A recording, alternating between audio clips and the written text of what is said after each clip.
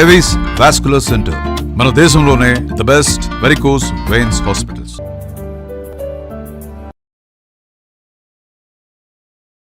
నమస్తే రమగారు. నమస్తే జీ.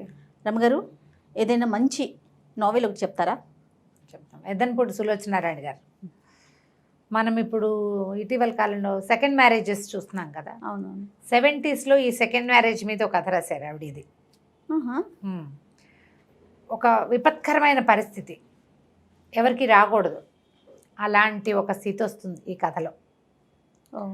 దీన్ని ఎలా జడ్జి చేయాలో, ఎలా హ్యాండిల్ చేయాలో తెలియని స్థితి పాఠకుడిని అందులో మెలిపెట్టేస్తారనమాట.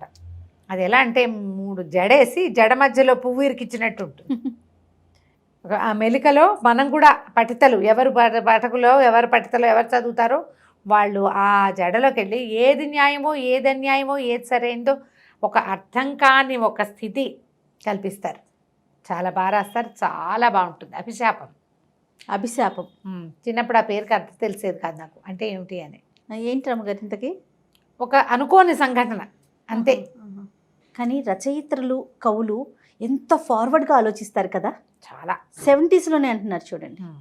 70sలోనే ఎక్కడైనా రేర్గా అలాంటి సంఘటనలు జరిగాయా, ఆవిడ వారి ఊహకు అలా ఎలా వచ్చిందా అనేది చాలా ఆశ్చర్యంగానే ఉంటుంది. 70 కాదు, కొంచెం ఎర్లీ 80s అనుకుందాం పోనీ. గాయత్రి ఈ కథలో హీరోయిన్. ఈ గాయత్రి పరమహంస గారు, కస్తూరమ్మ గారు అని ఒక భార్యాభర్తలు, వాళ్ళ అమ్మాయి, వాళ్ళకి ఒక్కతే పిల్ల. ఆయన బాగా సంపాదిస్తాడు, మంచి బిజినెస్. అయితే వీళ్ళకి ఒక ఆయన ఫ్రెండ్ ఉంటారు, ఆయన తండ్రి పేరు నాకు జ్ఞాపకం రావట్లేదు, కప్పుకుని మర్చిపోతున్నాను, చూసావా పేర్లు నేను. అయితే పాండురంగారావు గారు, ఆయనకు ఒక కొడుకు ఉన్నాడు, ఆనంద్.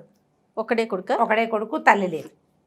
అయితే ఈ ఆనంద్కి ఏంటంటే కొంచెం చాలా ఉత్సాహం ఉరకలేసేవాడు అనమాట. చాలా యాక్టివ్ పర్సనాలిటీ, చాలా అంటే చాలా యాక్టివ్. జీవితం ఎప్పుడు ధైర్యంగా ఉండాలి. అందుకని తండ్రికి చెప్పకుండా పరీక్షలు రాసి ఆర్మీలో జాయిన్ అవుతాడు. నిజానికి వీళ్ళు ఆస్తిపాస్తులు ఉన్నవాళ్ళు, వ్యాపారం ఉంది. తండ్రి వ్యాపారం తండ్రిది, నాన్న వ్యాపారం నేను హ్యాండిల్ చేయాలి, నాన్న వ్యాపారం చేస్తున్నాడు కాబట్టి నేను నా ఇష్టారాజ్యంగా చెయ్యాలి ఇలాంటి ఈ రోజుల్లో పిల్లల లాంటి వాడు కాదు. చాలామందికి అలా ఉంటుంది. తండ్రులు తాతల దగ్గర నుంచి వచ్చిన ఆస్తులు అవన్నీ తమ ప్రతాపం అనుకుంటారు. సొంతంగా నీదేముంది అంటే వాడు జీరో, వాడికి ఏముండదు. అవును. ఇలాగా తనంతట తను ధైర్యంగా జీవించడం మీద అవగాహన ఉన్నవాడు, చాలా యాక్టివ్. ఆనంద్, వీళ్ళిద్దరికీ పెళ్లి కుదురుస్తారు. పెళ్లి కుదిరిస్తే అసలు కథా ప్రారంభం కూడా వీళ్ళు నిశ్చితార్థంతో కథ మొదలవుతుంది. ఆనంద్ అండ్ గాయత్రి. ఈ గాయత్రికి చెప్తాడు, గుల్మొహార్ చెట్టు కింద ముద్దు పెట్టుకోవాలి నన్ను, అప్పుడే నీకు ఉంగరం పెడతానని చెప్తాడు ప్రధానానికి. ఈ అమ్మాయి ఏం చేస్తుంది, బయలుదేరి వస్తుంది ఇంటి దగ్గర నుంచి. వాళ్ళ నాన్న మ్యాచింగ్ చెప్పులు లేకపోతే కుదరదు తండ్రికి. చెప్పులు నల్లవి ఎందుకు వేసుకున్నావు, శారీకి మ్యాచింగ్ వేసుకోవాలంటాడు. అతనేమో నువ్వు పల్లెటూరు రకంగా తయారవుతూ స్టైలిష్గా తయారవ్వాలంటాడు. సరే, తండ్రికి అంత కూతురికి అట్లా అన్నీ వైనంగా ఏర్పరచాలని ఉండే తండ్రి అనమాట. మధ్యదారిలో చెప్పులు కొనిపెడతాడు. వాళ్ళ అమ్మ చాలా పాతకాలపు ఐడియాలు ఉన్నాయి. ఈ అబ్బాయి ఏమో, అల్లుడేమో అత్యంత ఆధునిక భావాలు. సరే వస్తుంది, ఉంగరం పెట్టడు. అమ్మాయితో ఉంగరం పెట్టిస్తాను, నేను తర్వాత పెడతానంటాడు. సరే, అమ్మాయి ఏం చేస్తుంది, ఆ ముద్దు పెట్టుకున్నాకే ఉంగరం పెడతాను అన్నాడు కదా. ఆ పోయి అటు ఇటు తిరిగి వాళ్ళ ఇంటికి పాత ఒక గుల్మొహార్ చెట్టు ఉన్న స్థలం కొని అక్కడ ఇల్లు కడతారనమాట. ఆ చెట్టు కింద ఎవరో కూర్చుంటే వీడే కూర్చున్నాడు అనుకుంటుంది. వెళ్ళి దగ్గరికి వెళ్ళి ముద్దు పెట్టుకుంటూ తీరా చూస్తే వాడెవడో ఇంకో అబ్బాయి ఎవరో అక్కడ ఉంటాడు. మీ నిర్ఘాంతపోతుంది, ఏం చేయాలో అర్థం కాదు. ఈ ప్రామిస్ అడిగిన ఆనంద్ ఫ్రెండ్స్తో బిజీగా ఉంటాడు. వెనక్కి వచ్చేస్తుంది, ఏం చేయాలో తెలీదు. నువ్వు అక్కడ ఎందుకు లేవు అని పోట్లాడుతుంది. సరే ఉండు, ఇక్కడంతా ఫ్రెండ్స్ లాగేస్తున్నారని అది పెట్టాడు, కానీ ఆ పని చేయడు. ఉంగరం మాత్రం పెట్టేస్తాడు. కాసేపు అయ్యాక ఈ కొంతసేపటికి ఈ అమ్మాయి ఎవరిని ముద్దు పెట్టుకుందో అతన్ని పరిచయం చేస్తారు. ప్రశాంత్, ఇతని పిన్ని కొడుకు. కొంచెం అటు ఇటుగా ఒకలాగా కనపడతారు, పొడుగాటివాడు, ఇంకా పొడుగు.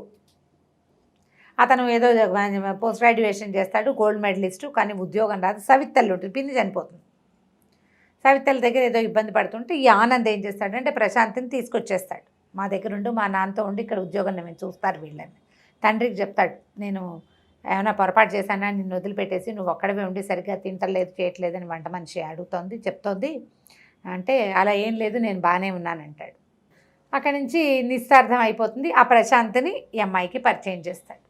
తండ్రి తన నాన్నకి చెప్తాడు మాట, ప్రశాంత్ని నీ దగ్గర ఉంచుకో, వాడికి ఏదైనా మంచి ఉద్యోగం చూడాడి, ఇక్కడే ఉంచుకుందాం, నీకు తోడుంటాడు, వాడు ఉంటే వాడి కేర్ టేకింగ్లో ఉంటావు కాబట్టి నేను హాయిగా ఉంటానని, ధైర్యంగా ఉంటానని చెప్తాడు. సరే ప్రశాంత్ని పరిచయం చేస్తాడు. మెల్లిగా చూపులు విడదీసుకుంటారు వీళ్ళిద్దరూ. ఈ అమ్మాయి ముద్దు పెట్టుకున్న అమ్మాయి పెళ్లి కూతురని అతనికి తెలుస్తుంది. తను ముద్దు పెట్టుకున్నవాడు ఇది వీడి కజిన్, వీడు కాదని తెలిసిపోయింది కదా. సరే మెల్లిగా ఫ్రెండ్షిప్ కుదురుతుంది. కానీ ఈ గాయత్రి ఆనంద్ చిన్నతనం నుంచి స్నేహితులు, కొంచెం చిన్నప్పటి నుంచి ఒకళ్ళకొకళ్ళు తెలుసు, కొంచెం ఆకర్షణ ఉంది. సరే పెళ్ళి అయిపోయింది, తర్వాత పెళ్లి చేసేశారు, బెంగళూరు పంపిస్తారు. బెంగళూరులో కాపురం. అక్కడికి వెళ్ళాక ఈ అమ్మాయి ఇంత బారెడు జుట్టుని కత్తిరింపించేస్తాడు, స్టైలిష్గా తయారు చేస్తాడు.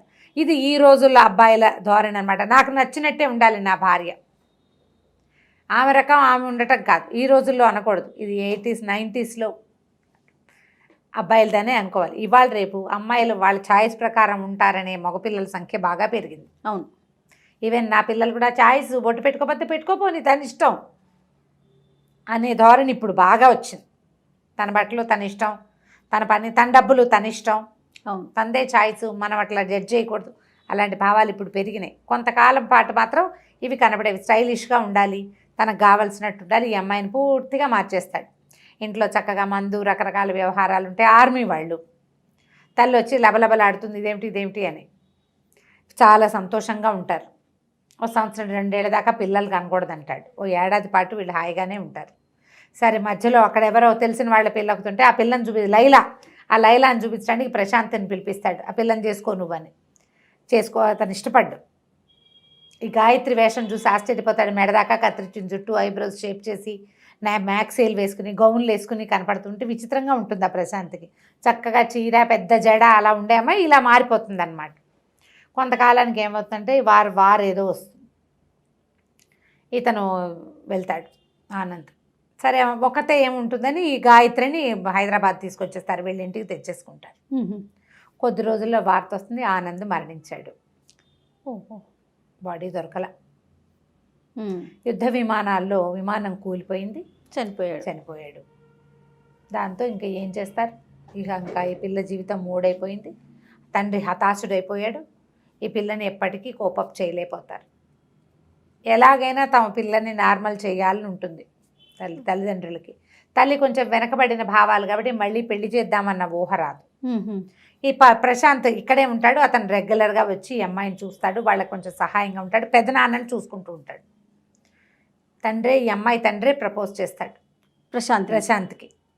ప్రపోజ్ చేస్తే బాగా ఆలోచించి ఎవరో ఒకళ్ళ చేతిలో పెట్టాలి. దాని బతుకెట్లా మా తర్వాత, భర్త చనిపోతే పిల్లని చచ్చిపోమని అనలేం కదా. అదే కదా. తల్లి పెద్దగా ఇష్టపడదు, ఆవిడకి ఇష్టం ఉండదు, పాతకాలప మనిషి, మళ్ళీ పెళ్ళి ఏమిటి అనుకుంటుంది. తండ్రి ఒప్పుకోడు. ఇంకా ఆయన కూడా, ఈ పాండురంగారావు గారు కూడా, ఆనంద్ తండ్రి కూడా, పోనీ ఈ పిల్లని చిన్నప్పటి నుంచి చూసిన ఆయన, దాని జీవితం మూడైపోవటం ఆయనకి ఇష్టం ఉండదు. సరే పెళ్ళికి ఒప్పిస్తారు. అమ్మాయిని పెళ్లి చేసుకున్న అతనితో కలిసి ఉండటం ఏముంది, అతని దారిని అతను ఆఫీస్కి వెళ్తుంటాడు, ఈ అమ్మాయి దారిని ఈ అమ్మాయి ఇంట్లో ఉంటుంటుంది. వేరే ఇల్లు ఒకటి తీస్తారు, మంచి ఇల్లు. ఈ అమ్మాయి అన్ని కింద రూము, పైన బెడ్రూమ్ ఉంటుంది కానీ అక్కడికి వెళ్ళదు. కింద రూమ్లో అన్నీ అరేంజ్ చేసుకుని పెట్టుకుంటుంది. వాడి ఫోటోలు, ఆనంద్కి ఇష్టమైన రికార్డులు తనకు కావాల్సినట్టుగా పెట్టుకుంటుంది. నువ్వు ఇలా ఇంట్లో ఉండద్దు, ఏదైనా పెయింటింగ్ చేయి, సంగీతం నేర్చుకో, అక్కడికి వెళ్ళు ఇక్కడికి వెళ్ళు అని ఆనంద్ ఈ ప్రశాంత్ బాగా ఎంకరేజ్ చేస్తాడు. క్రమంగా కొంతకాలానికి వీళ్ళిద్దరూ దగ్గరవుతారు. దగ్గరయ్యాక ఈ అమ్మాయి ప్రెగ్నెంట్ అవుతుంది. సంతోషిస్తారు వీళ్ళు కూడా. ఓ పిల్లాడు పుడతాడు, వాడి పేరు ఆనంద్ అని పెడతారు. బుజ్జి చిన్న పిల్లాడు, ఆనంద్ అని పెడతారు. 3 ఏళ్ళు గడిచినాయి, 4 ఏళ్ళు కూడా. అటు ఇటుగా ఆనంద్ చనిపోయి 5 సంవత్సరాలు నిండిపోయింది. ఈయనకి పిల్లాడితో బాగా అలవాటు అవుతుంది పాండురంగారావు. ఆనంద్ వాళ్ళ నాన్నకు కూడా. వీళ్ళ అమ్మా నాన్న కూడా సంతోషంగా ఉంటారు. ఏదో యాత్రలకు వెళ్తారు, అమ్మా నాన్న చనిపోతారు యాక్సిడెంట్లో.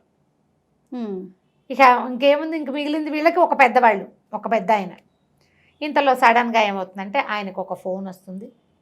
ఈయన హుటాహుటిన బెంగళూరు పరిగెడితే ఆయనకి ఆనంద్ దొరుకుతాడు.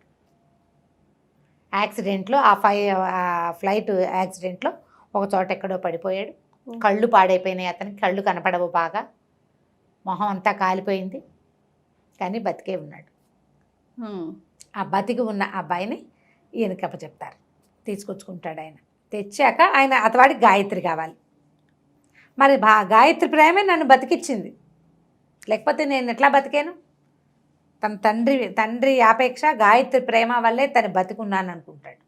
ఈ అమ్మాయికి పెళ్ళి పిల్లోడు కూడాను. ఆ గాయత్రిని వీరి దగ్గరికి తీసుకొస్తారు. అతని కళ్ళు కనపడవు, కానీ గాయత్రి స్పర్శ, అమ్మాయి రావటం, నడక అన్నీ గుర్తుపడతాడు. కళ్ళు బాగా కనిపించవు.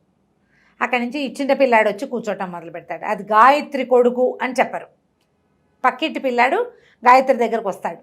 గాయత్రి వాడిని చూసుకుంటూ. ప్రశాంత్ గాయత్రి భార్యాభర్తలుగా అతని ముందు కనపడరు. ఎన్ని రోజులు ఇట్లా నడుస్తుంది? అతను గాయత్రితోటే ఉండాలని భావిస్తాడు. ఆనంద్ మరి తన భార్య కదా. బాగుంది. తండ్రి కూడా ఏం చెయ్యాలో ఆయనకు అర్థం కాదు. ఇప్పుడు ఇందులో ఏది న్యాయం, ఏది అన్యాయం? అంతే కదా. ఏం చేయాలో తెలీదు. మధ్య మధ్యలో ఏవో అతనికి భయాలు, వాటి వల్ల అతను యాక్సిడెంట్ ఫేస్ చేసి వచ్చిన వాడు కదా, ఏవో చిన్న స్ట్రెస్లు అలా వస్తూ ఉంటాయి. కంటికి వైద్యం చేయించడం కోసం మళ్ళీ బెంగళూరు తీసుకెళ్తారు. ఒక చోట ఎక్కడికో హాస్పిటల్కి, బెంగళూరు ఊర్లు మారుతున్నాయి, తీసుకెళ్తారు. హాస్పిటలైజ్ అవుతాడు. సరే వచ్చేస్తాడు ఇంటికి. ఆ ఇంటికి వచ్చే టైంకి ఏమవుతుందంటే, నేను గబగబా బ్రీఫ్ చేస్తున్న స్టోరీని, చాలా సంఘటనల సమాహారంగా నడుస్తుంది. ఎంత బాగుంటుందో కథనం, ఎంత బిగువుగా. అసలు చెప్పే కదా, 3 పేటల అల్లిన జడ మధ్యలో పువ్వుల్లాగా ఇరుక్కుపోతాం మనం. ఎక్కడి నుంచి తీయాలో మన మనసుని మనకు అర్థం కాదనమాట. ఈ ఇంటికి వచ్చేసరికల్లా ఆ ఇంటి దారి అక్కడ దాకా ట్యాక్సీలో రావడం తెలుస్తుంది. సందు మొదట్లో దిగేస్తాడు, ఇక్కడే ఎక్కడో ఇల్లని. ఈ పిల్లాడు, ఈ బుజ్జి అక్కడ ఆడుకుంటూ ఉంటాడు. వాడేం చేస్తాడు, అంకుల్ మా రండి మా అమ్మ ఇక్కడే ఉంది, మా నాన్న కూడా ఇక్కడే ఉన్నాడని చెప్తాడు.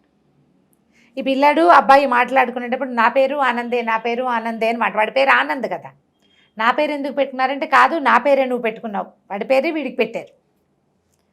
అయితే తీసుకొచ్చి మెట్లు ఎక్కించి వదిలిపెడతాడు, ఇంటి దగ్గర వదిలిపెడతాడు. ఇతను లోపలికి వెళ్ళేసరికి లోపల నుంచి మాటలు వినపడుతుంటాయి.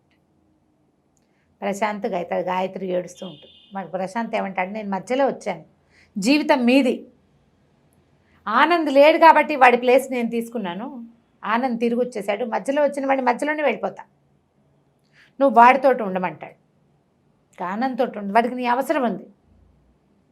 పిల్లాడిని ఏం చేస్తా, పిల్లాడిని నేను తీసుకెళ్తా, నేను తీసేసుకుంటా, పక్కింటి పిల్లాడని పరిచయం చేశాం కదా అనేసరికి ఆ అమ్మాయి గట్టిగా ఏడుస్తుంది. నువ్వు నాకెందుకు జీవితం మీద ఆశ కల్పించావు? ఆనంద్ పోయాడు, నేను కూడా పోయేదాన్ని, లేదా అలా ఒంటరిగా ఉండేదాన్ని. నన్ను ఎందుకు బతికించాలని ట్రై చేసావు? నువ్వు నాకు జీవితం మీద ఆశ కల్పించావు, నళ్ళి పెళ్ళి సంసారం ఇల్లు వాకిలి పిల్లాడు ఏర్పరిచావు. ఇప్పుడు వెళ్ళిపోతానంటే ఇప్పుడు నువ్వు వెళ్ళిపోతానంటే, నన్ను ఇలా వదిలేసి ఈ రకంగా వదిలిపెడితే నేను ఆనందంతోటి కాపురం చేయలేను. ఇంకా ఓ చెట్టు, ఒక చెట్టుకి అల్లుకున్నది, చెట్టు పడిపోయింది, ఇంకో చెట్టుకు అల్లిచ్చావు, మళ్ళీ ఇక్కడి నుంచి లాగుతావా? నేను తీగనా, మనిషిని గానా? నేను ఇన్ని రకాలు చేయగలనా? నేను చెప్పేసేయి ఆనంద్కి, నేను ఒకప్పటి పెళ్ళాను, నా పెళ్ళామని చెప్పేయమంటుంది. లేదా అసలు నేను లేననుకుంటాడు, నేను ఎక్కడికి వెళ్ళిపోయినా తనకు తెలియపోతే బెంగతోటి ఉంటాడు. లేడా ఇప్పుడు 4-5 ఏళ్ళ నుంచి బతికే ఉన్నాడు. నేను పిల్లాడు, నేనేమవ్వాలి? మా అమ్మ నాన్న లేరు, నేను నన్ను పూర్తిగా నన్నుగా ఉంచావు నువ్వు. కానీ ఆనంద్ ఉంచలే, తనకు కావలసినట్టు చేసుకున్నాడు. నాకు నీతో ఉన్న కంఫర్టబుల్ జీవితం ఆనంద్తోటి లేదంటుంది. ఆనంద్ మీద ప్రేమతో తనకు నచ్చినట్టున్నాను, కానీ అది నేను కాదు. ఇప్పుడు నేను కంఫర్టబుల్గా నీతో ఎలా ఉండాలో అలా ఉన్నా, ఆ నేను నాకు కావాలి, నాకు ఆనంద్ వద్దు. ఇవన్నీ వినేస్తాడు ఇతని పక్కన నిలబడి. పిచ్చెక్కిపోతుంది, ఆలోచిస్తూ కోపం వచ్చేస్తుంది. ఆనంద్ ప్రశాంత్ నా వెళ్ళాలని నాకు కాకుండా చేశాడు. ఒక నిమిషం తర్వాత అతను ఆలోచిస్తాడు, 5 ఏళ్ల క్రితం నేను చచ్చిపోయానని తెలిసి ఈ గాయత్రి చచ్చిపోకుండా బతికుందంటే ఎలా బతికుందో నేను ఆలోచించలే. ఎవరు తనని బతికించి ఉంచారు? తనని బతికించి ఉంచినందుకు వాడికి నేను వేసే శిక్ష ఏమిటి? ఆ భార్యని ఆ పిల్లాడిని కాకుండా చేయటమా? చచ్చిపోయిన అనుకున్నాడు, చచ్చిపోతే సరిపోతుంది. దిగి నడిచి వెళ్ళిపోతాడు. ఏదో పెద్ద యాక్సిడెంట్ అవుతుంది. వాళ్ళ తండ్రి, ఆ తాతగారు వస్తారు. వచ్చేసరికల్లా తాత ఇప్పుడే నేను లాల్చీ తాత అలా అంటాడనమాట.